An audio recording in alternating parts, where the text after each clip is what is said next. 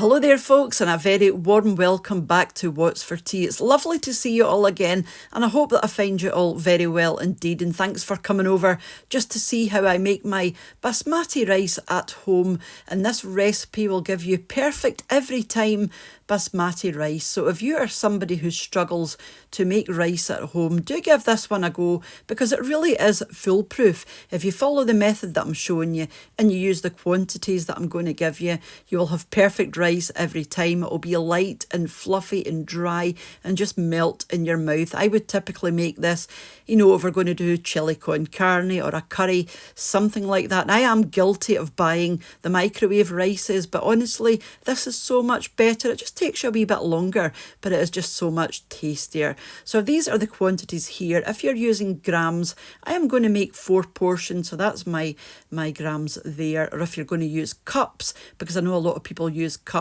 especially in the States and Canada, that is your quantities there. So this is my basmati rice. Now you're going to have to wash this really well.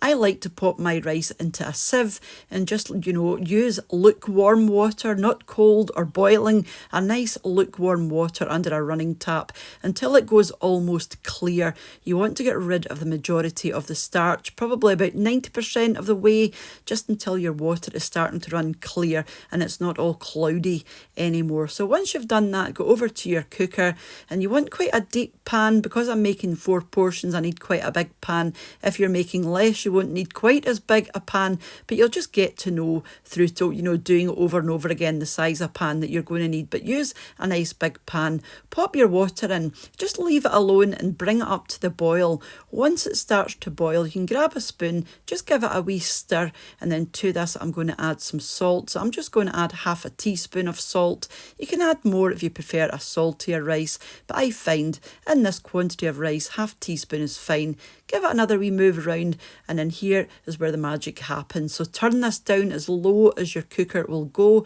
Pop your lid on, and you want to let this cook for 8 minutes. After the 8 minutes, you want to come back. Keep the lid on. It doesn't matter if your lid has got one of those wee vent holes. It really doesn't matter. I've, given you the times to allow for the wee vent hole that you might have in your lid. So leave your lid on. Don't remove it. Turn the heat off, and you want to leave this sitting for 5 minutes with your lid on, with no heat. And this is going to help to steam your rice, and any excess water that is in there is going to absorb into your rice, and it'll just turn out perfect, trust me. So after the 5 minutes, come back, and it'll be looking something like this. And look how perfect this looks already. And the last thing you have to do is grab a spoon or a fork, and you just want to fork your rice through just to loosen everything up. And like I said, it will be perfect, and it'll be just lovely and soft, and it'll just be the right texture.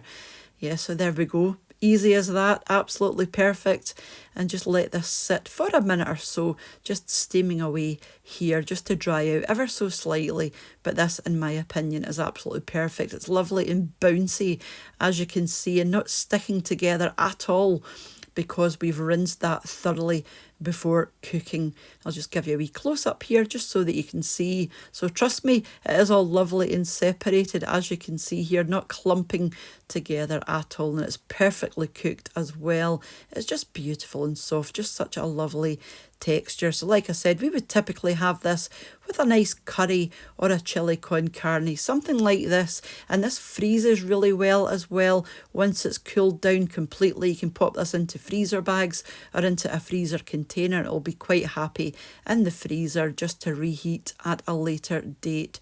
So I'm just going to pop my rice onto the plate, and on this day I made a chili con carne as well, and I do have a video recipe for the chili con carne coming just after this one, just in case you want to make the two together. I was going to do the rice and the chili con carne in the one video, but I felt it was a wee bit long, so I've separated them up, and I've just added a wee bit of sour cream to the top, because this one is quite spicy, with a wee bit of parsley. So do let me know if you're planning on giving that one a go, or if you're one of the folk that do struggle to make your own rice at home, because I'd be interested to know, if you give that a go, how you got on with it, because I'm guessing it's going to be perfect. So thank you so much for watching, and a huge thank you as usual special to the supporters of the channel over on my Patreon page and to the channel members here as well, and for you all for watching and leaving your lovely comments. And I will catch up with you during the week for another wee video back here on What's for Tea. Bye now.